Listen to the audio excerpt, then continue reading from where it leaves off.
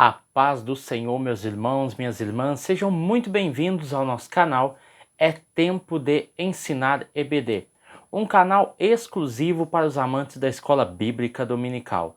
Você aí já me conhece, eu sou Adriano Ricobelo, sou presbítero da Assembleia de Deus aqui da cidade Franca, interior de São Paulo. Também sou professor da Escola Bíblica Dominical, ministro aulas também no CAPED, que é o Centro de Aperfeiçoamento de Professores da Escola Dominical.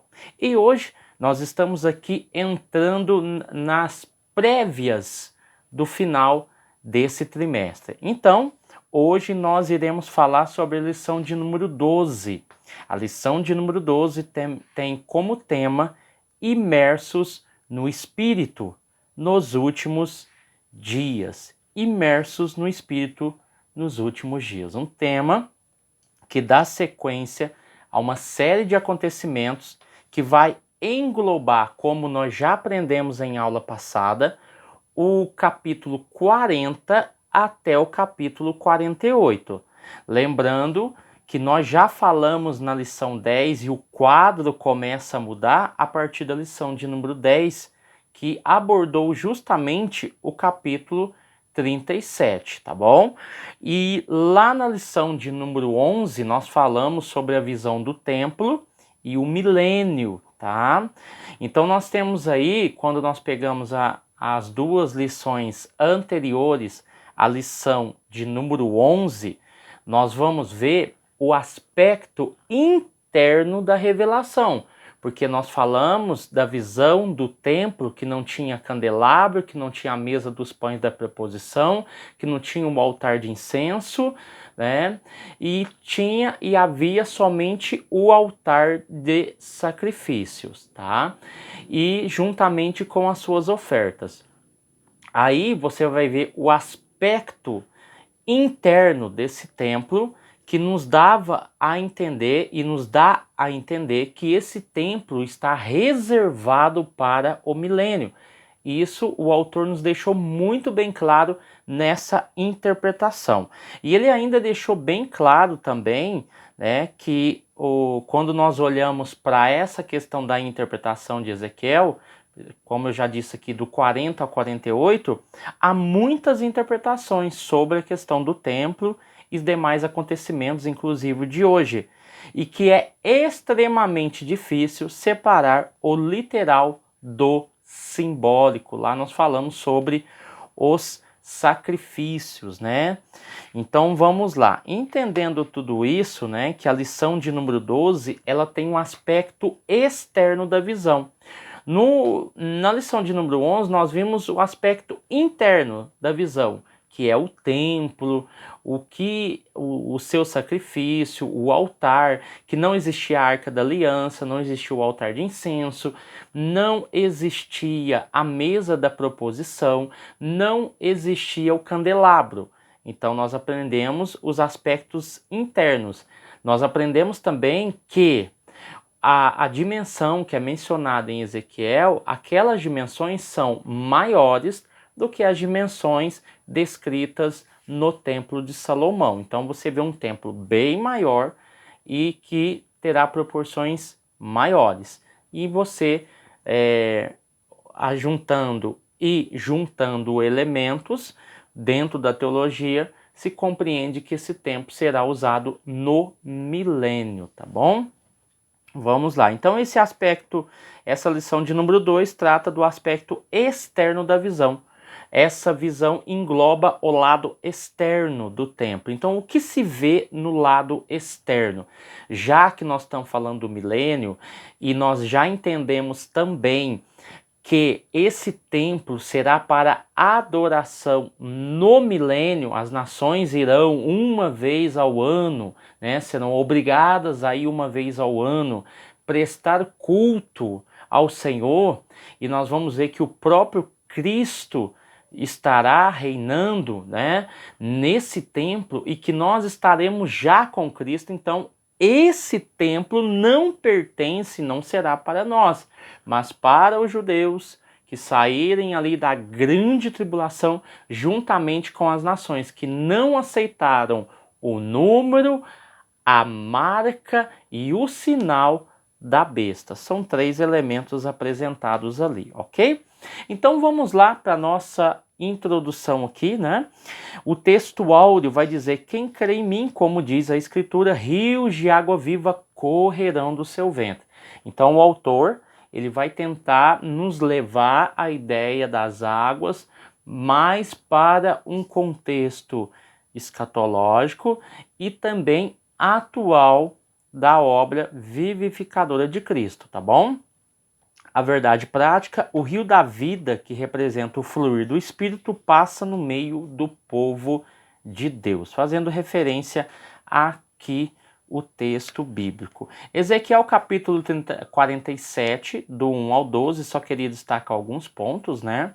O versículo 1, porque nós estamos falando de uma visão posterior, você vê, eu já queria deixar algo bem interessante aqui, que a questão de Ezequiel ela é muito importante porque você tem um profeta que durante um bom tempo profetizou que viria o cativeiro, né, junto com Jeremias. E você vai ver que é bem mais difícil você anunciar agora a restauração do que a destruição. Deveria ser o contrário, né? Deveria ser mais fácil anunciar a restauração, mas aqui foi diferente. Tanto é que quando ele começa as visões, né, principalmente no capítulo 43, versículo 3, você vai ver o esforço de Ezequiel em mostrar a veracidade da profecia de restauração, porque ele diz assim, olha, o aspecto da visão era o mesmo aspecto, a mesma importância da primeira visão que eu tive, que é a visão inaugural. E também é a mesma importância, o mesmo grau, o mesmo impacto que eu tive quando essa profecia foi anunciada para trazer a destruição. Então, a forma de provar, de mostrar como foi essa visão e a veracidade dessa visão se confronta com as demais. Então, as demais identificam a atual como sendo verdadeira, ok? Então, aí, Ezequiel mostra para os seus ouvintes que essa profecia de restauração é uma restauração, é uma profecia verdadeira, lembrando que o povo já estava cativo, já fazia 25 anos da primeira leva e já fazia 14 anos que o templo havia sido destruído. Então eu tenho um período em que o povo está muito frustrado, o povo está já desesperançoso. Então uma profecia que vem trazer restauração, ela vem em um momento oportuno, tá?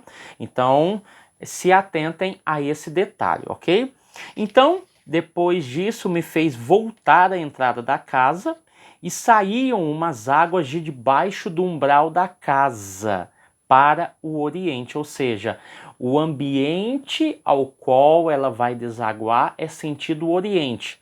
O mesmo sentido em que ele viu a glória saindo e indo sentido oriente, é a mesma visão que ele tem depois da glória vindo do oriente para o templo, e agora ele vê as águas saindo por debaixo dessa casa do templo e indo sentido novamente ao oriente. Então, essas águas que saem, elas saem para curar e para sarar, ok? Então, a partir do versículo 3, nós vamos ver também que há a menção aqui dessas águas e o desafio que Ezequiel tem quando ele entra nessas águas saradoras. Ele tem a experiência de tê-las pelo tornozelo, pelos joelhos, pelos lombos e depois por imersão ele ter que nadar. Então aqui nos mostra uma experiência muito grande de Ezequiel. A partir do versículo 7, você vai ver os efeitos dessa água. Então não era apenas um aspecto maravilhoso, belo, aquela paisagem linda e maravilhosa que a gente vê em ambientes assim. Não, ela tem um propósito. Essa água não é para embelezar o templo ou o local. Ela vem para trazer cura. E ela vai trazer o quê? Uma abundância de árvores, descrito no versículo 7. Essas águas, elas são levadas ao mar e vão sarar as águas. E toda criatura vivente vai poder beber dela. Haverá uma abundância de peixes e também a presença de pescadores, né? Essas árvores que dão fruto de um lado e de outro, lembrando que essas águas, elas preenchem todo o ambiente que nós conhecemos hoje, que vai do Rio Jordão, passa pelo Mar da Galileia, continua no Rio Jordão e depois deságua no Mar Morto. Então essa referência de águas que são curadas fazem referência ao Mar Morto, tá bom? Então vamos lá. Nós entendemos que esse tema é escatológico sobre uma relação com o período do milênio, tá? Então vamos aí dentro dessa questão entender que todo esse aspecto escatológico está relacionado ao milênio, tá bom? Capítulo 40 ao 48, o aspecto está relacionado ao milênio. E a abordagem, é bom se falar aqui que a abordagem que o autor irá usar aqui é uma abordagem pneumatológica, tá bom? Então é dentro dessa abordagem pneumatológica que o autor vai fazer o ponto de ligação com Ezequiel capítulo 47, ok? Então vamos lá, na introdução. Essa primeira parte do capítulo 47 é a continuação da visão do templo de Ezequiel. 40, versículo 1 e 2. A primeira parte, ou seja, versículos 1 ao 6, se concentra nas águas que fluem de debaixo do umbral do templo. E à medida que essas águas sanadoras vão fertilizando as áreas estéreis do Mar Morto, seguem aumentando o seu volume até se tornar um rio caudaloso. Então essa primeira parte já está bem definida aqui. A segunda parte, que vai do versículo 7 ao 12, descreve o efeito milagroso dessas águas, como nós já mencionamos lá na introdução da leitura bíblica em classe, do versículo 1 ao 6 e depois do 7 ao 12. Nós vemos aqui os resultados. Nunca se esquecendo que essa parte ela vai do 40, capítulo 40, até o último capítulo, capítulo 48. Não se esqueça desses detalhes, ok? Tópico de número 1, sobre o aspecto escatológico dessa profecia, a nascente do rio. A visão nessa passagem é futurista e literal, e as evidências tanto internas quanto externas dão sustentação para uma interpretação escatológica e literal. O umbral da casa é uma referência ao templo da visão do profeta, tá? Então, nós vamos entender e começar a compreender que esse templo ele tem um objetivo específico e é através desse templo que essas águas fluem e todo o ambiente que nós conhecemos hoje, que como eu disse aqui vai desaguar no Mar Morto, essas águas, todo esse ambiente que está desaguando no Mar Morto, e o Mar Morto é o ponto final, todas essas águas serão curadas, e principalmente o Mar Morto, que são águas salinas, sem vida, né? Então você vai ver aí, como eu já disse, essa nascente do rio que nasce debaixo do templo. É importante se observar também que o milênio terá um papel muito importante para Israel, porque o objetivo primário de Israel era que essa nação fosse a nação evangelizadora do mundo. Como nós já aprendemos na aula passada, o que falta hoje é o status. Jerusalém hoje ela é uma cidade internacionalizada. A Palestina, na verdade, ela foi dividida pela Organização das Nações Unidas em 1947 entre árabes e judeus, porque estava sob o domínio britânico. Então, quando nós olhamos para o milênio, nós vamos ver Israel voltando a ter o seu papel e, no caso, Deus cumprindo o seu projeto que foi paralisado por causa dos judeus. Então eles têm um papel agora de cidade principal, ou seja, o milênio tem uma cidade, ela tem um templo. As pessoas, os representantes devem ir a Jerusalém. Quem não for será punido. Então nós vamos ver nesse período a importância e o status de Israel e da cidade de Jerusalém. Tanto é que em 2018 Donald Trump tentou colocar a embaixada, mostrando para o mundo o status de Israel como a cidade pertencente a eles. Houve um reboliço, hoje está mais como consulado, mas o fato é que o status ainda não está definido, mas no milênio isso irá acontecer. Então, quando nós olhamos as profecias de Ezequiel, nós podemos compreender e afirmar que nem os seus ouvintes e nem o próprio Ezequiel tinha a ideia da grandeza da sua mensagem e da revelação que foi dado para ele. Isso é fato. Ezequiel não tinha dimensão, não tinha ideia da dimensão dessa profecia que ele havia falado. Talvez alguém poderia olhar para Ezequiel e falar: Ezequiel, cadê o templo? Ou na sua posteridade dizer para alguém muito chegado de Ezequiel: mas Ezequiel não falou do templo? O templo não, com proporções diferentes? Ou algum questionamento pelo seguinte: mas Ezequiel nos mostrou um templo sem a arca, nos mostrou um templo sem o altar de incenso, nos mostrou um templo sem o candelabro, sem a mesa das proposições, somente com um altar? Mas que templo é esse? Que templo esquisito é esse? Então, muito provavelmente, essas pessoas não compreenderam a mensagem do profeta Ezequiel. É por isso que ela salta milênios à frente para se encaixar no milênio propriamente dito, ok? Então, vamos lá. Subtópico de número 2, o guia celestial. Aqui nós vamos ver que esse homem, um homem cuja aparência era como a aparência do cobre, tendo um cordel de linho na mão, né? Então nós vamos ver que ele continua como Cicerone nesse passeio.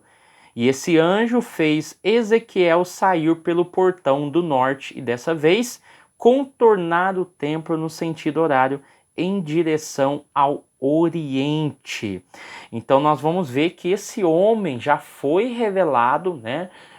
Inclusive falando na primeira pessoa, e o autor mesmo definiu que ele é o próprio Javé, porque essa casa é minha, os meus pés estão sobre ela, ela nunca mais terá abominações nela. Então a linguagem na primeira pessoa mostra que é o próprio Javé, o próprio Cristo reencarnado que estava ali. Não poderia ser um anjo comum, ok? Então ele andou com ele e deu a volta na casa para mostrar a outra parte da revelação para completar-se a visão, ok? Da parte interna e externa da visão. E o subtópico de número 3 vai falar sobre os novos frutos, né? Então nós vamos ver aqui que tem paralelo com o livro de Apocalipse. Aí nós temos uma diferença.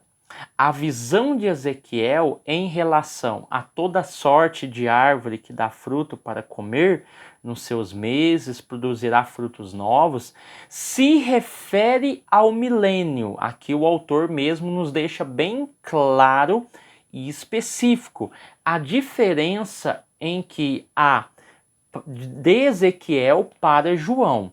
Aí ele mesmo explica: No caso do apóstolo João, nós estamos falando ao mundo vindouro, à eternidade, mas ambos os textos são literais. No novo céu e na nova terra não existe mar. Então, essas duas colocações é importante para entender o contexto. Ezequiel não tem nada a ver com João, tá? Por quê? Ezequiel fala de rio, e rio deságua no Mar da Galileia. O Mar da Galileia deságua no Rio Jordão, que por sua vez deságua no Mar Morto. Então eu tenho a menção de águas.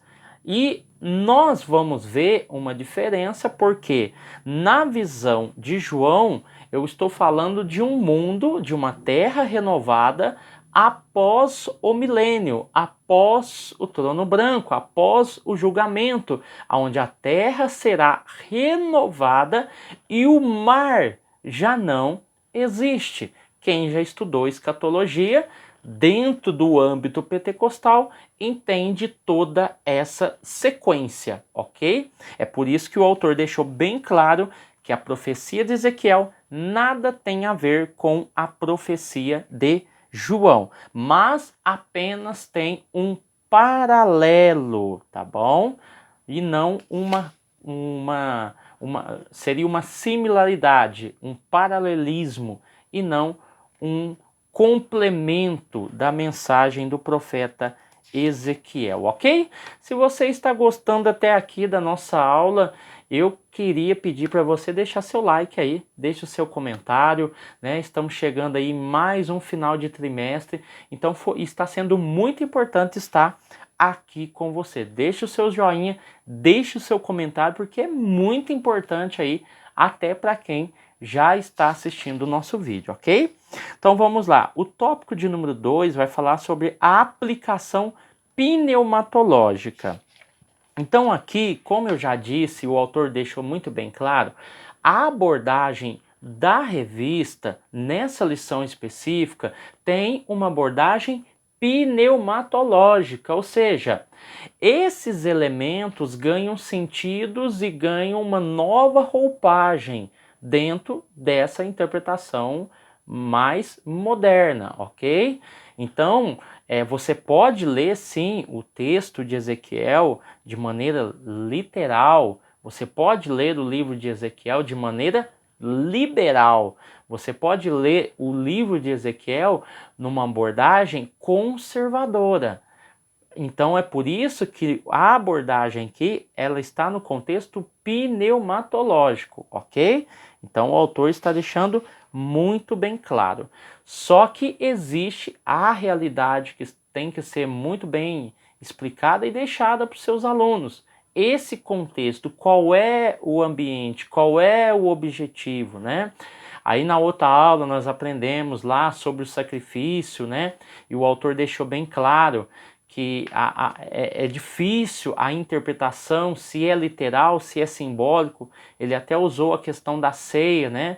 E inclusive hoje nós falamos, Jesus mesmo falou, aquele que não comer a minha carne, não beber o meu sangue, não tem parte comigo. Mas ele não estava falando de maneira literal. E quando nós olhamos para a ceia, hoje nós temos esse exemplo. Quando nós temos a ceia, nós temos o pão e nós temos o cálice.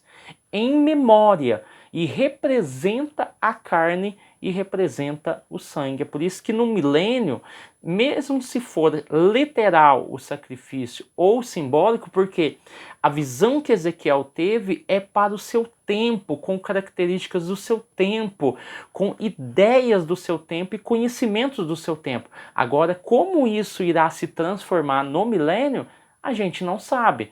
Nós só iremos saber quando nós estivermos lá reinando com Cristo, ok? Então vamos lá. Então aqui as águas, né? Como foi mencionado aqui a questão das águas, e nós vamos ver a experiência de Ezequiel quando ele é chamado a entrar nessas águas, e você vai ver que ele é convidado, é chamado a andar sobre ela. E a Bíblia vai dizer no versículo 3, e saiu aquele homem para o oriente, tendo na mão um cordel de medir, e mediu 1000 côvados, e me fez passar pelas águas que me davam pelos tornozelos. Então eu tenho 4 estágios, 4 momentos, 4 experiências. A primeira pelos tornozelos, a segunda pelos joelhos, a terceira pelos lombos e a quarta a nado. Então o autor vai nos trazer essa ideia aqui, né? Então o próprio autor vai dizer aqui que a cada 500 metros ele tinha uma nova experiência. E ele atravessou o ribeiro nadando, que foi a última experiência. Mas depois o ser celestial trouxe o profeta de volta à margem do ribeiro. Qual que é o propósito disso? O autor nos coloca aqui, ó. Era necessário que Ezequiel visse a extensão e a profundidade do ribeiro para reconhecer a fonte de todos esses milagres. E tem implicações teológicas profundas. Então, não basta nós aqui apresentarmos um ponto. Pelo contrário, se nós abrirmos o texto aqui, você que está me ouvindo aí, abre um leque de possibilidades, né? Um leque de informações e de experiências que se pode tirar desse texto. O que nós não podemos fazer é distorcer o texto, tirar o seu texto do sentido real. Lembra da regrinha básica da teologia? Se lê texto e contexto, para não se criar um pretexto. É uma regrinha básica da teologia. Então, o que nós não podemos é distorcer de maneira equivocada o texto e o seu significado e para que ele serve, tá? E não espiritualizar também muito o texto para que não haja desinformação do próprio texto, tá? Porque às vezes quando se pega o Ezequiel 37 e esse que nós estamos estudando, que é o 47, são capítulos de Ezequiel muito usados e muito pregados. E às vezes se espiritualiza muito e se perde o sentido e o valor do próprio texto. Então é importante que se tire essas experiências do texto, translitere isso para o nosso tempo, mas sem deixar de passar as informações fundamentais do texto, ok? Então vamos lá. Aí aqui, como nós estamos trabalhando com uma abordagem pneumatológica, o autor vai falar sobre a questão do Espírito Santo, né? A imersão de Ezequiel nessas águas pode ser comparada ao crente cheio do Espírito Santo, visto que a água é um dos símbolos do Espírito Santo. É por isso que eu disse aqui que a abordagem do autor ela está dentro de um contexto pneumatológico, ok? Então, é bom que se siga o conceito da revista e do próprio autor para que se tenha um entendimento melhor e não cause confusão dentro da sala de aula, ok? Então, essa experiência que o cristão tem, ela é importante.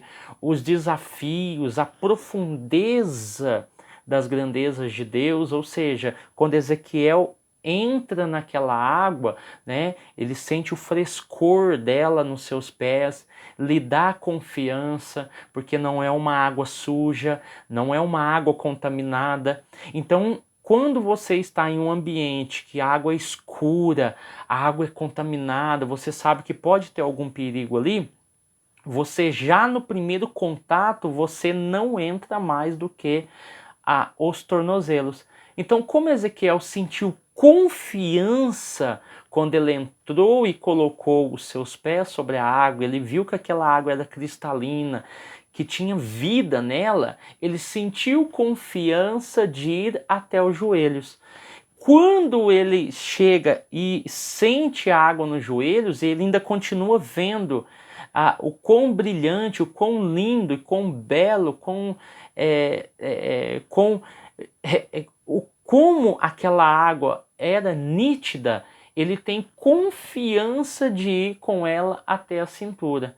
E quando ele, enfim, sente uma confiança maior ainda, e quem está do lado dele lhe passa confiança, ele chega no momento de nadar, porque ele não consegue mais andar por entre aquela água, dentro daquela água. Então, há necessidade de uma nova experiência de nadar sobre ela. E esse homem que está do lado dele lhe dá confiança. Então, a importância de ter uma experiência com alguém que tem e te passa e te transmite responsabilidade e te transmite confiança, ok? Então vamos lá. Já entendemos essa abordagem pneumatológica, tá bom? Agora o tópico de número 3 vai falar sobre o contexto geológico do Vale do Mar Morto, tá bom?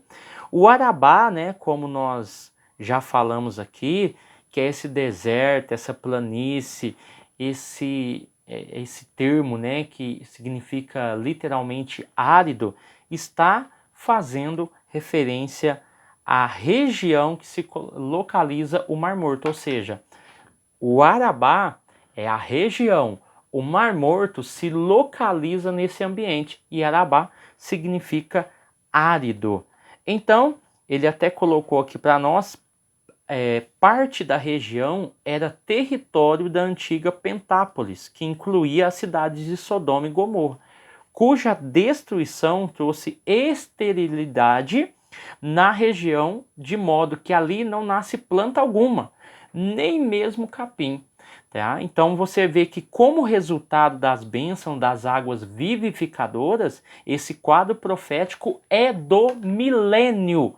Então, deixe muito bem claro para os seus alunos, sem confusão, que esse ambiente ao qual está o templo, que esse ambiente ao qual a água flui e desce até o rio, o Mar Morto, e tanto de uma banda quanto de outra, há muita vida por causa dessas águas que saram, que curam.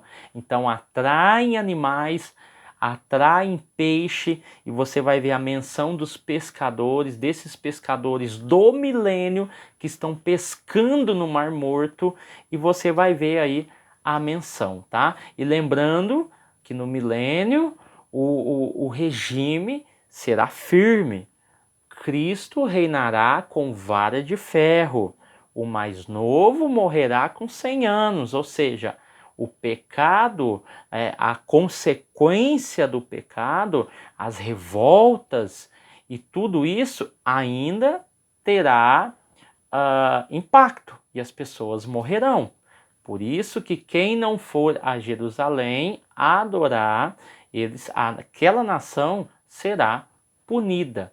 Então daí a importância do templo e da cidade, o status dessa cidade pertence ao povo judeu. E o povo judeu é agora o centro religioso do mundo, ok? Esse mundo do milênio, tá bom? Então vamos lá. O Mar Morto, essas águas sendo levadas ao mar sararão as águas, né? E você vai ver que nós temos aí o Mar Morto, que eles pegou alguns dados aqui, né? Que não há vida nessas águas, que contém mais de 30% de sais minerais, ao passo que a média dos oceanos é de 3%. É uma fonte de riquezas minerais. O Mar Morto fica a 396 metros abaixo do nível do mar, tá? Então você vai ver que é o ambiente ao qual a nação de Israel vive.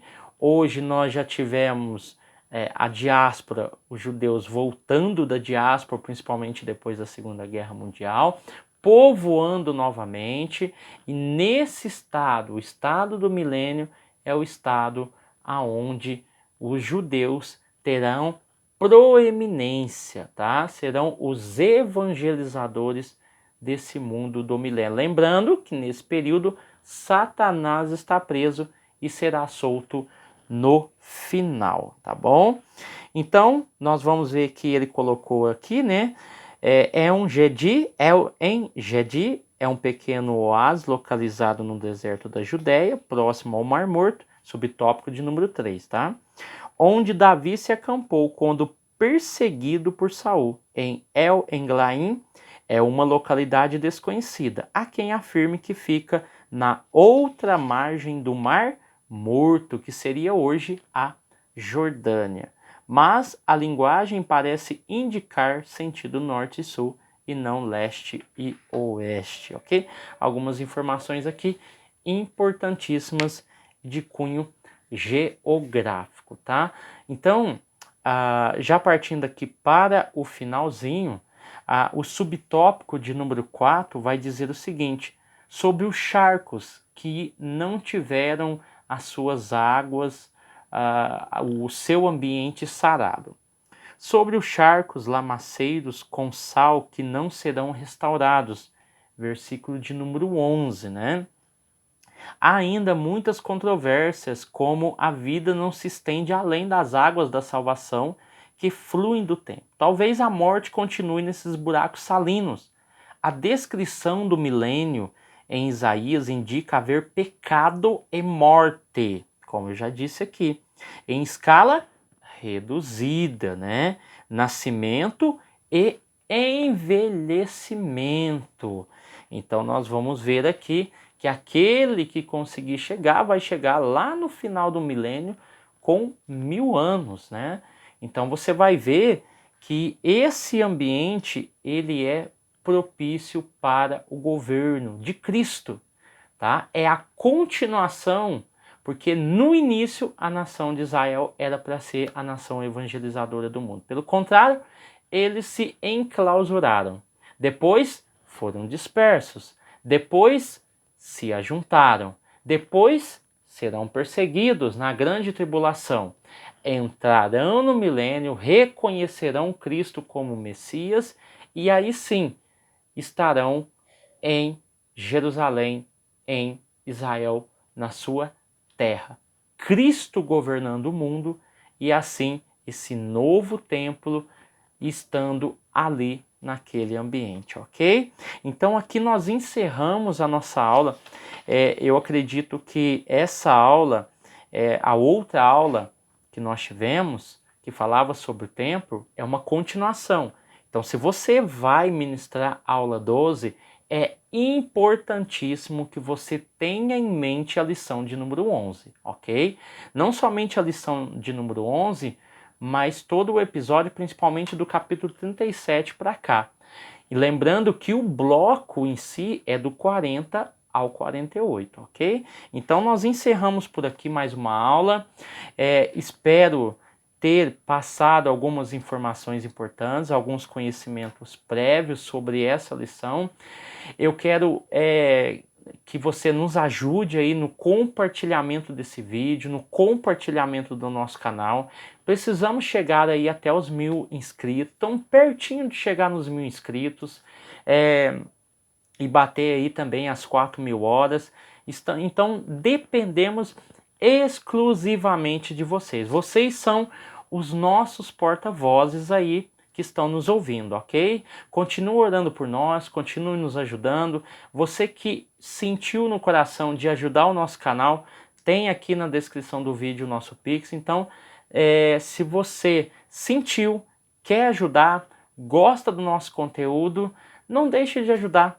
Faça o seu Pix e pode ter certeza que Deus irá te abençoar de forma especial. Nós temos um propósito no nosso canal, agora já para 2023, que é ter um microfone de qualidade. Vocês que estão aí merecem ter um som de qualidade, ok? Então Deus abençoe você, sua casa e sua família, e fique com Deus e até o próximo vídeo, em nome de Jesus.